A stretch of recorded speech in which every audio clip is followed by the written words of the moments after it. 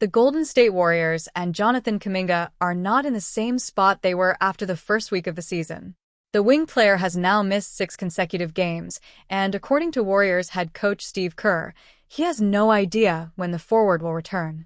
Kuminga himself declined to comment to reporters on his health status, and added that with the Warriors' recent struggles, the 23-year-old appears on the outside of the franchise like he was over the summer, and his future with the team is now in serious question.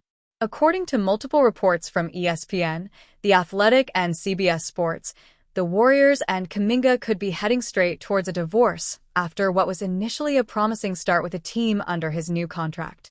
Something has to change, and chances are it's going to be Kuminga. At this point, it's just better for everyone to trade him. And the charade.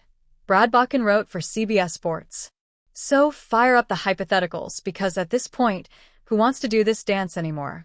That contract, it appears now more than ever, was always an arranged marriage headed for divorce. Golden State is now 10-9, but the issues across the roster are hard to ignore, not just the Kuminga side of things.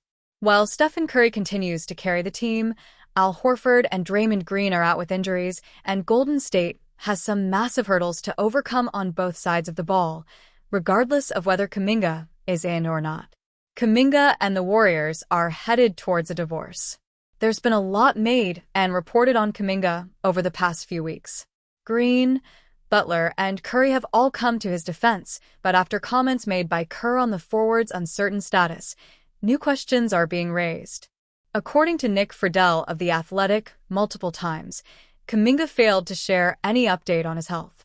The Athletic approached Kuminga, who declined to comment.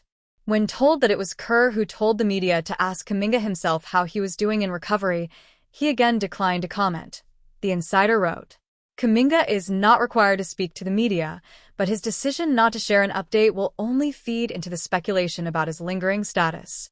Kerr's comments and Kuminga's lack of comments have fueled a now-growing fire in Golden State, and with that, it's becoming harder and harder to argue for him having a long-term future with the team.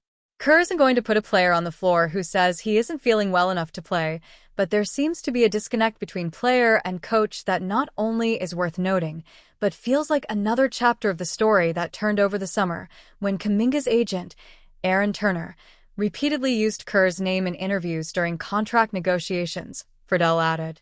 The coach had previously made an effort to give the forward a bigger role, but after his injury and downturn in play, Kuminga hasn't held anything close to the same role since the first 2 weeks of the season. Rumors have circulated on a potential trade for months, but now, a move sending Kuminga out appears closer than ever. Where does that leave Golden State? Besides Kuminga, the Warriors have issues across the roster. Al Horford is officially old. Gary Payton, too, can't shoot. Buddy Hield can't do anything but shoot. Brandon Podziemski and Moody can only sometimes shoot. Draymond is shooting 38% from the field. Only 4 teams in the league turn the ball over as often or more, Bakken wrote. Yet still, Kuminga's status remains the biggest concern, as both his struggles when on the court and quiet absence when off are impossible to ignore for a team that had real title hopes before the season. While it's hard to blame the 23-year-old for the team's poor shooting or on-ball defense, it's equally hard to say he's been a key to their limited success.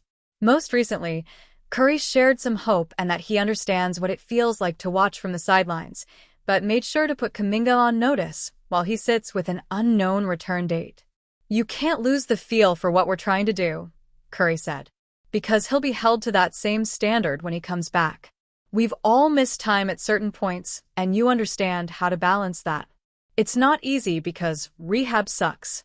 It's monotonous, it's draining because you're not doing what you love to do, and that's be out there and play. Just try to keep everything light around the locker room. In an effort to both fix what has been their biggest issue team chemistry-wise, while potentially testing the market to see what they can add, a Kuminga trade before the deadline looks like a foregone conclusion. Several teams have reported interest in the wing, and the Warriors should pounce at any chance they get to revamp and reinvigorate what appears to be Curry's final chapter.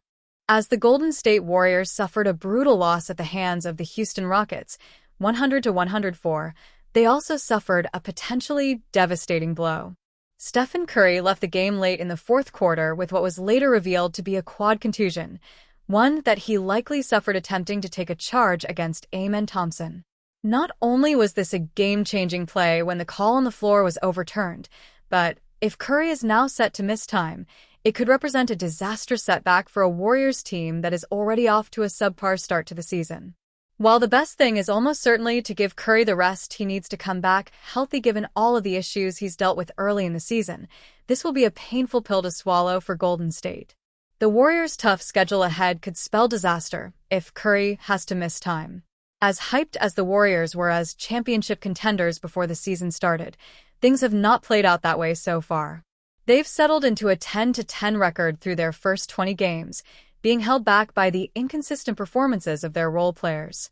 Curry, for what it's worth, has mostly been spectacular. He's averaging 27.9 points, 3.7 rebounds, and 4 assists while shooting 39.1% from three-point range. Yet, Golden State is 1-3 on the season with Curry out, with their lone win coming against the lowly Indiana Pacers and losses coming against the Sacramento Kings, Denver Nuggets, and Miami Heat. While they are slated to face the 3-16 New Orleans Pelicans in their next matchup, their schedule passed that will become an uphill battle yet again. They will face the Oklahoma City Thunder and the Philadelphia 76ers, two of the NBA's premier teams to this point in the season, at home, closely followed by a road matchup against the Cleveland Cavaliers. Even if they are able to pull out a win in one of these games with Curry absent, an 11-12 record over a quarter of the way into the season is a tough position to be in considering how deep the Western Conference runs this year. Their place in the standings would likely not be impacted significantly, given the margin they have on the Portland Trail Blazers who sit just below them, but it will give space for Minnesota Timberwolves and Phoenix Suns to widen their gaps. If Curry is required to miss even more time, Golden State will potentially be without him for matchups against the Chicago Bulls, the Suns, twice, and the Orlando Magic, to whom they have already lost once this season. Therefore, while the most important thing is certainly to ensure Curry's health as the season wears on, the Warriors also cannot afford long stretches without their star player, and it is possible they may need to endure one in the coming days. The Golden State Warriors, 10-10, no longer resemble the team that started 4-1 a month ago. The locker room morale can't be very high. Draymond Green and Jimmy Butler ripped the team to shreds after Tuesday's 104-100 loss to a Kevin Durant-less Houston Rockets. To add insult to injury, Stephen Curry, quad contusion, and Gary Payton II, ankle, went down on Wednesday, joining Jonathan Kuminga, knee, DeAnthony Melton, knee, and Al Horford, sciatica, on the injury list.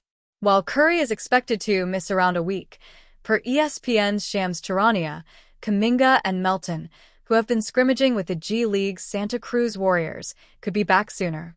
Jonathan Kuminga injury update. According to ESPN's Anthony Slater, Kuminga is aiming to return for Sunday's clash against the New Orleans Pelicans. Warriors forward Jonathan Kuminga appears to be close to returning, reported Slater. He scrimmaged Wednesday afternoon and told ESPN that he was aiming to be back for Saturday's home game against the New Orleans Pelicans. Head coach Steve Kerr provided an update on Kuminga before Tuesday's game. He did 3-on-3 before practice, Kerr said, via The Athletic's Nick Friedel. And that went well. And then he took part in all of practice. Wednesday, he will scrimmage. He won't play in the game Wednesday, but he will take part in a 5-on-5 scrimmage Wednesday, evening before our game, and that will give us a good gauge for where he is. Kuminga's Warriors future. It is widely expected that Kuminga will be moved after he becomes trade eligible on January 15th. While the Congolese forward has not established himself as a starter on the Warriors, he's still viewed as a raw athlete with high upside around the league. Furthermore, his risk average, 2-year $46.8 million contract, which includes a team option for 2026 to 27, makes him an attractive piece to teams, per insider Mark Stein. He's not even eligible to be moved until January 15th, but it's no secret that the Warriors' hardball stance all summer with Kuminga in the side's restricted free agency saga was adopted with the intention to ensure that the 23-year-old was re-signed to a tradable contract, Stein reported on his Substack last week. It's one of the best trade chips in the league, one veteran executive told the Stein line. Kuminga could potentially be the centerpiece of a Warriors trade for Michael Porter Jr., Trey Murphy III, or even Lauri Markkanen, depending on how the trade market shapes up heading into the February 5th deadline. Last season, the Warriors acquired Jimmy Butler III just hours before the trade deadline.